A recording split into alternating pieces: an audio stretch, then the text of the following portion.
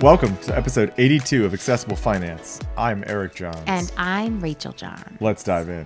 All right, Eric, today our episode is about retirement regrets and what retirees wish they had done differently. Okay. While scrolling the interwebs, I came across this post that was asking people to share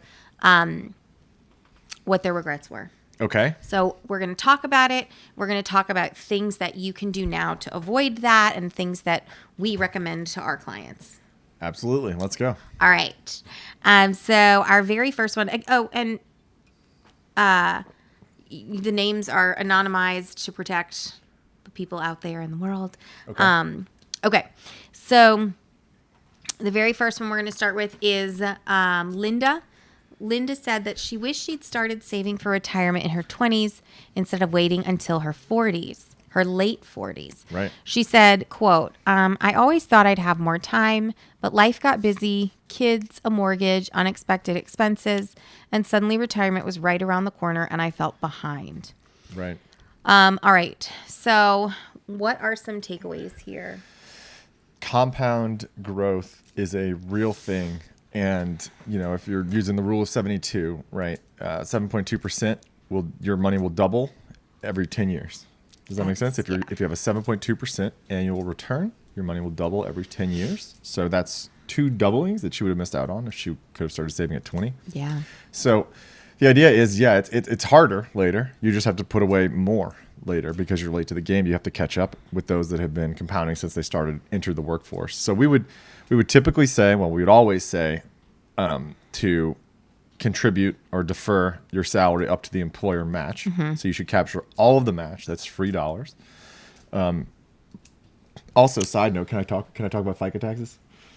This is so important. Everyone will love it. Yes. I got permission, guys. I don't think everyone will love it. They probably won't, but this is important. They will learn.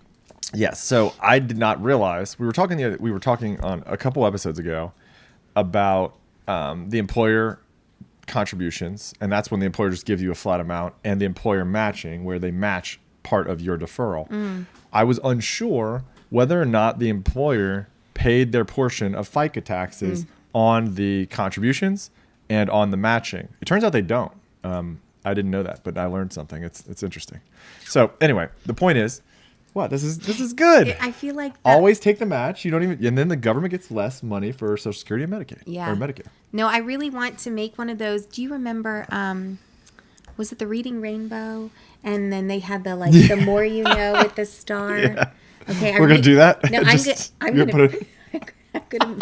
Please do. That'll be funny. I want to make one and just funny. hold it over your head when you talk. Well, that's less entertaining than if you did some kind of a little, cinematic on the YouTube. No, it's gonna happen. Okay, good. I'm gonna.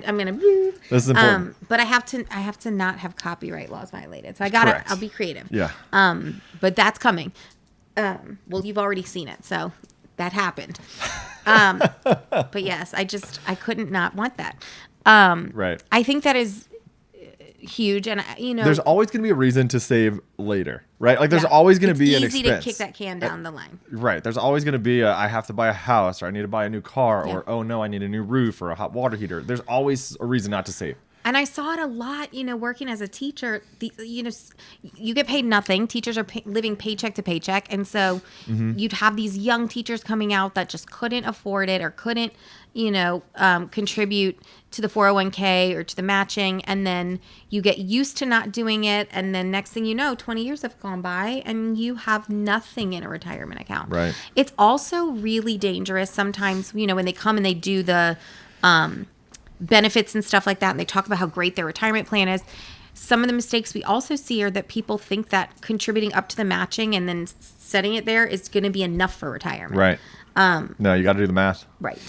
You got to do the math. I think that's very rarely the case. Obviously, compounding interest, the earlier you save, the larger that number is at the beginning, the larger it's going to be at the end. Correct. Like you can do the exercise with $1 at like a 10% interest rate and compound it, over 60 years or whatever, and you'll get a reasonable amount of money. But the point is, if that dollar instead were 10 grand or so, now you'll have a really big sum of money. And it was interesting because what she said, she was like kids, mortgage, et cetera. And it's so true because it's so much easier to save when you don't have kids, when you don't have a mortgage. Yeah. Sometimes people, when they're fresh out and are working, still are living with their parents. And so you don't necessarily realize how much you're saving. It's the first time you have money. And so you're like, oh, now I can be like an adult. And so it's really, really hard because every phase that you're in, it's easier to say like, oh, I could save more later. And then later happens and you realize like with kids, the mortgage, the broken air. It turns out that by the time, the time where you'll finally have some additional discretionary income usually is in your 50s or so when your kids are out of college. Yeah. Right? Because you're going to be paying for college. Usually parents want to pay for college. Right. There's less compounding and, you're less able to utilize the funds in the way that you might want. So I don't know. It's just, there's always going to be a, it'll be better tomorrow. There's always a reason not to save. It's better to just do the hard work early. And the good news for Linda is that she made this realization in her late 40s. And so she was still, decades out from retirement and was able to contribute some towards her retirement, but just not as much as she would have hoped for, which right. Hopefully your career trajectory, you mentioned that teachers don't make substantial salaries, that should come as news to no one. Yeah. And it's unfortunate, but hopefully you can think through your career trajectory and you won't have to adopt austerity measures in order to save, right? Yes. Like you don't want to have to do that. But I did want to mention, even if you're going to just take the employer match and then try to rip the money out of the retirement account and pay the 10% early withdrawal penalties, that's still better. You're still ahead if you did that. Does that make sense? So like if you if you defer your salary to take the match and then rip the money out, pay the taxes and penalties, you're still better off than not having the free dollars that they were going to provide you on a match. So you're saying, right, like let's say that you're contributing to the match, okay? But then you're like, oh my gosh, I don't know if I can do that because I might need this money before retirement. Mm-hmm. Your point is if you need the money before you hit that age where you can take it out without penalties. Free, yeah. Correct. It's never going to be tax free. Sorry, I was going to say, without penalties. Unless it's raw.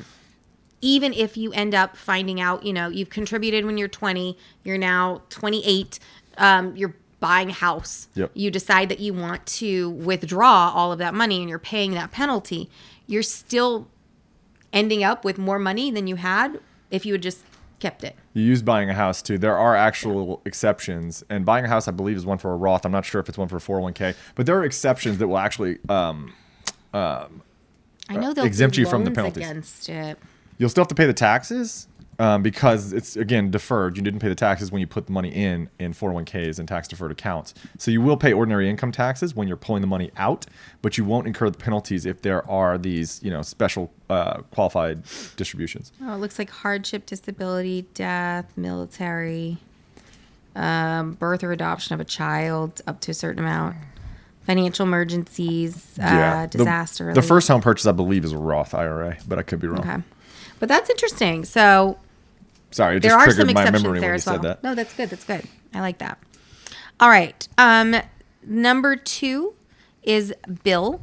Bill retired at 62, thinking that Medicare would cover everything. Mm-hmm. And he was surprised by the out-of-pocket costs, premiums, and the price of prescriptions. He said, quote, I wish I had done more research and built a bigger cushion for healthcare. It's now my biggest expense.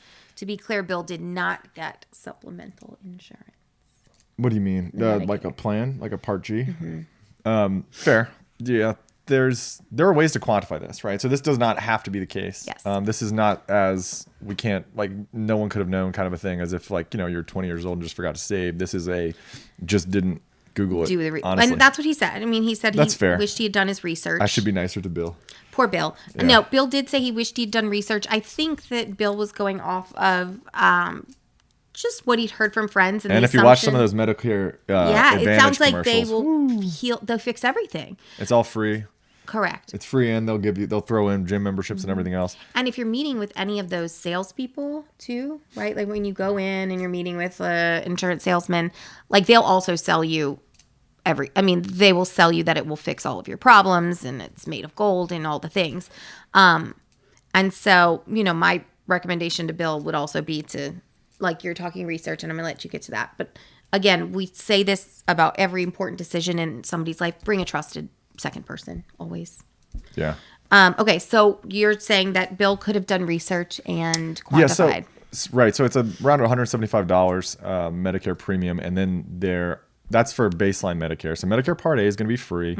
That's hospitalization. Then Medicare Part B covers, specialist visits, doctor's visits, and it'll cover short stints in nursing homes after 3-day hospital stays, but it only covers a certain amount of days. It's 100-day max, and the 20 days are 100% coverage, and then the next 60 or something like you can. I could Google it. I could have, I guess, researched it and had it up here. That's why, like, on the 20th day, they're like, they bye. boot you because then the Medicare's coverage is supposed to kick in, right?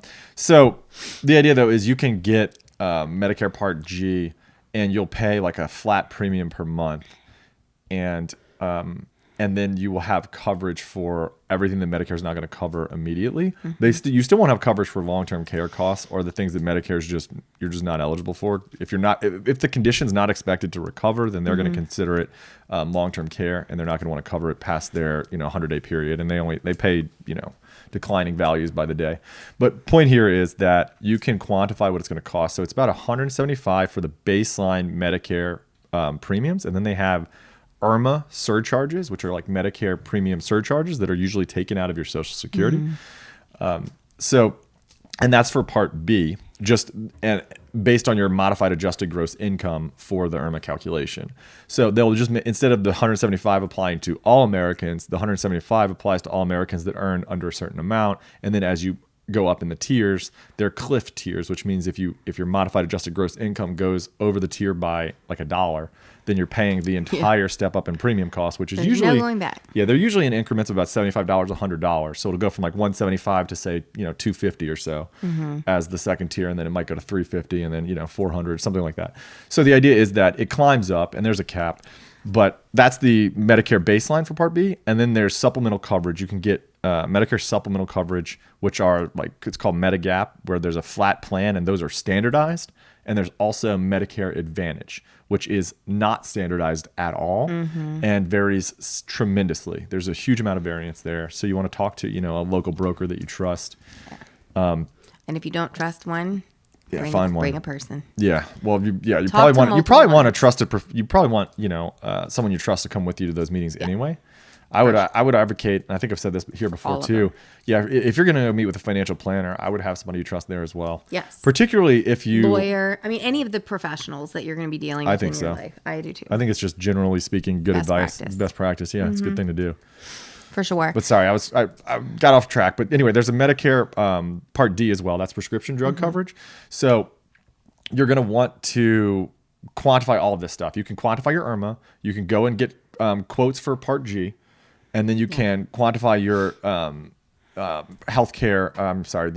The prescription drug coverage as well. Because it sounds like he did not do that because Bill's 62, so you have to figure he's young to be experiencing, alarmingly high costs already in his healthcare situation, right? So he says he was surprised by out-of-pocket costs, premiums, and the price of prescriptions. Right. And the prescription drug coverage, that'll vary. They'll actually usually ask you for a list of prescriptions you take when they're trying to compare the plans. And by they, I mean the brokers. But generally speaking, like the healthcare costs, unless we're talking long-term care costs that are not going to be covered by Medicare, the things that are covered by Medicare is actually pretty substantial and it's pretty good.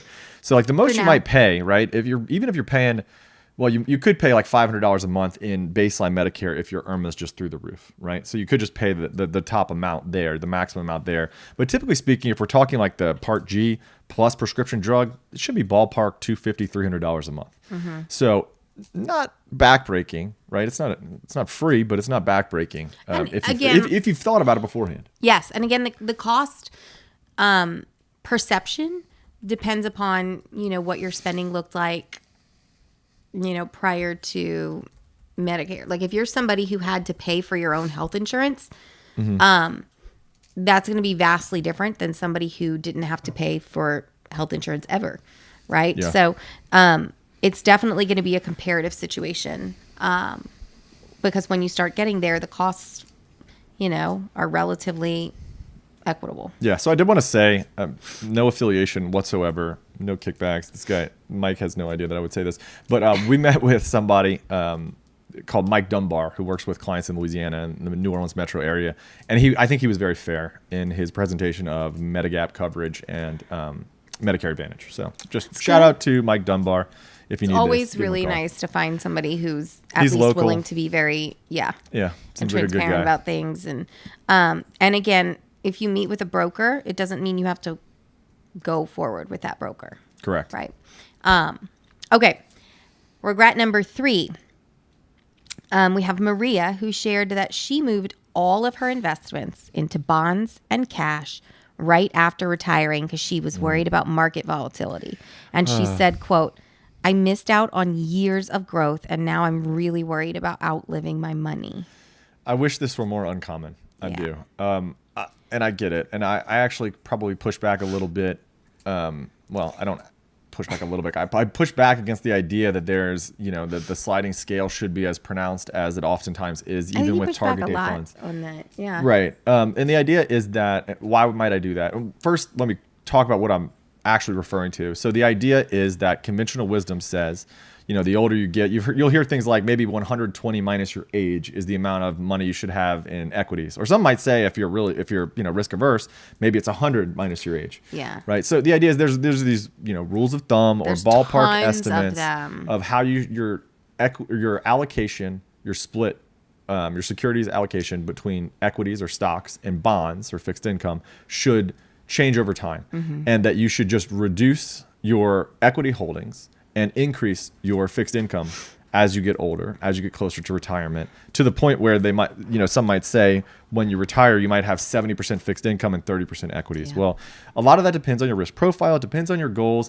There are people where that absolutely makes sense. There are people where you could want 100%, fixed income or some annuities and fixed income component where they're not going to outlive their money and they have no desire to leave anything to their heirs. It feels so arbitrary to do it based on age. No. Yeah, correct. There's just so many other factors that go into it. Age is like the least relevant. Exactly. Yeah. So, right. So the idea is that inflation will erode your purchasing power of bonds over time. We've talked about this a number of times, right? If I have a bond that I buy for $10,000 today, and then I spend, let's say it's a 5% bond. Okay. So I'm getting $500 a year. I spend my $500 a year. At the end of maybe 10 years, I get my $10,000 back. Well, my $10,000 in 10 years is going to have far less purchasing power than $10,000 does today when I bought the bond. And so equities tend to keep up better with inflation. Over time, they've had better inflation-adjusted returns. Yeah. And the bonds should be, or fixed income component of your portfolio can be thought of as a hedge to equity market downturns. Right. There are ways to, ladder bonds and to think about this stuff to fund your spending needs. But to say that, you should automatically shift heavily towards bonds based on your age or your proximity to retirement, I'm not a huge fan. I don't ascribe to that conventional wisdom. And bless Maria. We don't even know if Maria was working with somebody who allowed her to do this without, pushing or having the conversation. But she definitely, in retirement was so worried about market volatility. She pulled it all out. And then years later realizes, oh no, like I've watched my nest egg essentially get eaten away by inflation. Right. And that is such a scary thing to do. So like the understanding that a balanced portfolio, which we seem to be pretty comfortable having before retirement, for some reason, and there's so much misinformation out there, like you were saying, we tend to think that balance no longer applies. Like the day we retire, we no longer need to be balanced in the same way. And there are even some that say like, you should be moving towards like 0% in equities. And that's... Yeah. If, there are people where that makes sense, but I would say that even if you were a person where that makes sense, right? If you were just ultra risk averse, you couldn't handle any volatility in your portfolio. To be clear, you keep saying people that it makes sense, and every like variable you're using to say it makes sense is based on their risk profile, not their age. 100%. It's never going to be based on your age. Right. Well, it should never be based on your age. You could be 95 and be 100% equities, and that might be okay. Yeah. That's in my mind, that's reasonable, Yeah. right? I would happily make that argument to, FINRA and the SEC. But, again, risk tolerance, that's not advice. All 95-year-olds should not go 100% equities, yada, yada. It's very individualistic. But my point here, though, was even if you were highly risk averse, all the way on one side of the spectrum, I would argue that there are other products or other securities or other ways to invest yourself, or really in this case, it's an insurance product. So you might want to annuitize some portion of your portfolio with usually like an SPIA or a single premium immediate annuity. And that will give you like a larger return for your lifetime. Saying in lieu of like bonds. Correct. It may make more sense, or at least to supplement your bond income, and you can do inflation riders. And essentially, you're trying to just make a huge pension out of your portfolio, and then you can just spend the pension, and you don't have to worry about the fluctuations. Again, probably not the recommendation for most, particularly those with legacy concerns. Like if you're looking to leave money, to your heirs and beneficiaries. But I think it's a really good point that it is a tool. Bonds are not the only option for people who are more risk averse. Correct. It also could be that if you're starting to feel nervous or more risk averse, then yes, maybe there's a shift in your portfolio based on that. But it's not going to be let's pull everything out and leave the market entirely. Right. You're going to want some exposure to equities because they are going to provide superior long-term growth. All right, we're moving on to regret number 4. Oh no, I dropped my pen, but I got another one. We're good. Already had a backup. We're good. You knew yourself. Yes, ma'am. Regret number 4 is from Tom.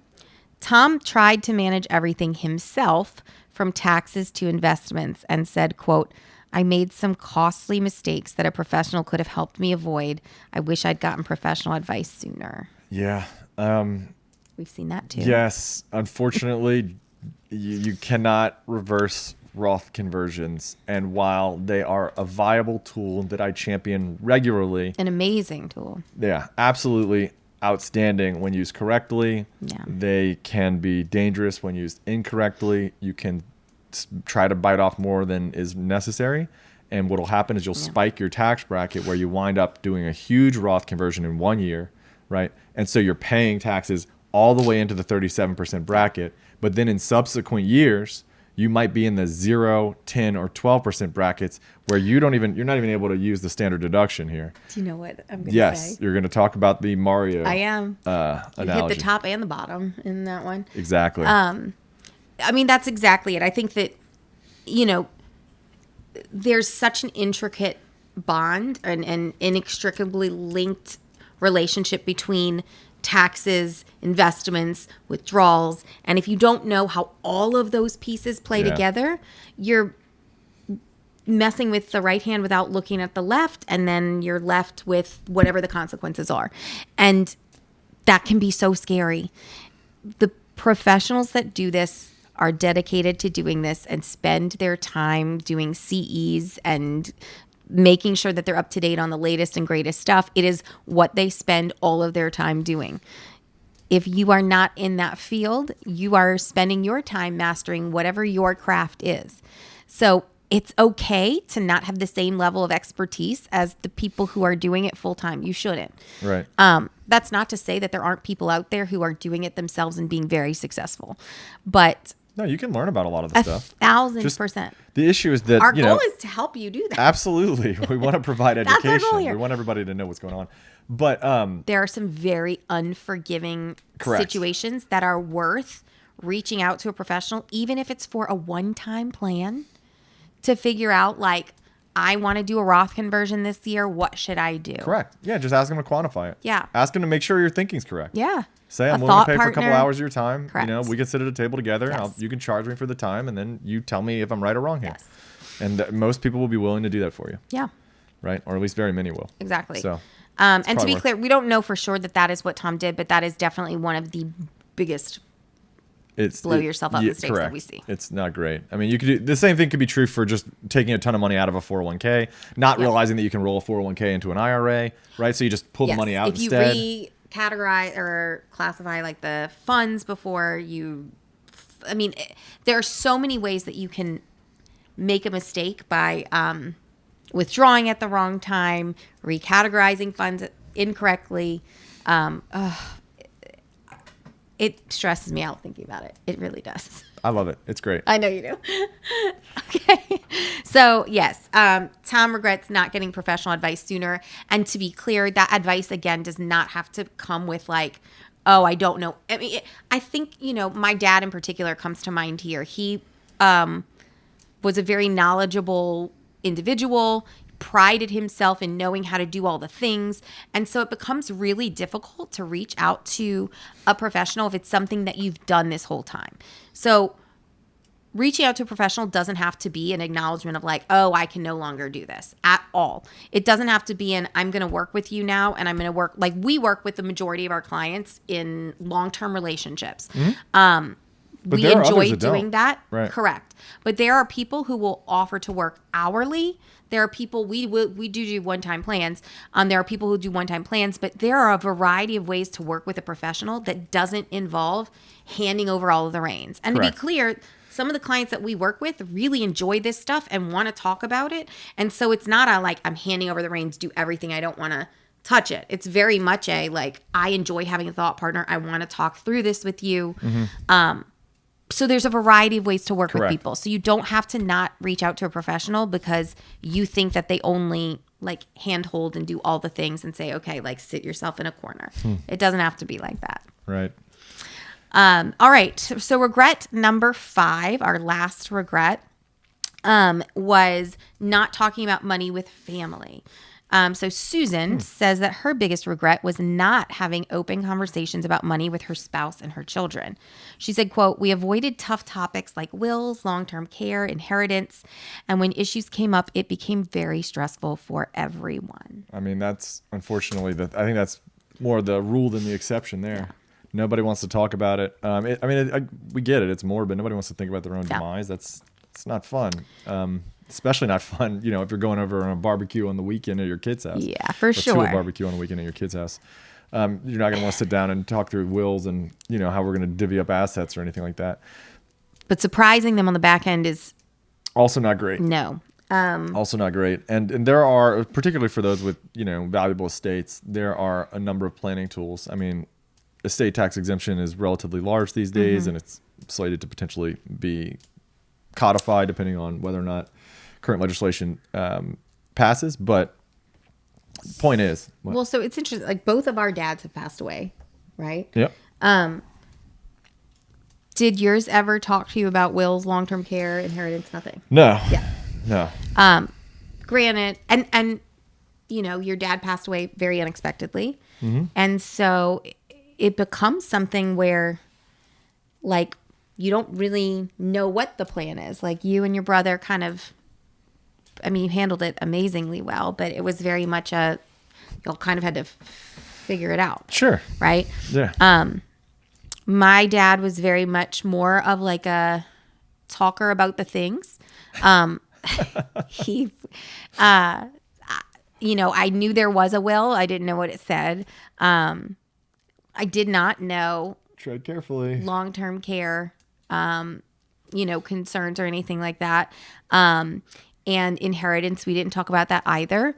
But, my mom is still alive, and I think that she's done an amazing job of having a really open conversation with my sister and I to make sure that we're not in a position where, we're kind of blindsided by what happens. I do think that the older your children get, the easier it becomes. Yeah. For sure. It's a really daunting topic for us to have a conversation with our kids about because they're 10 and 11.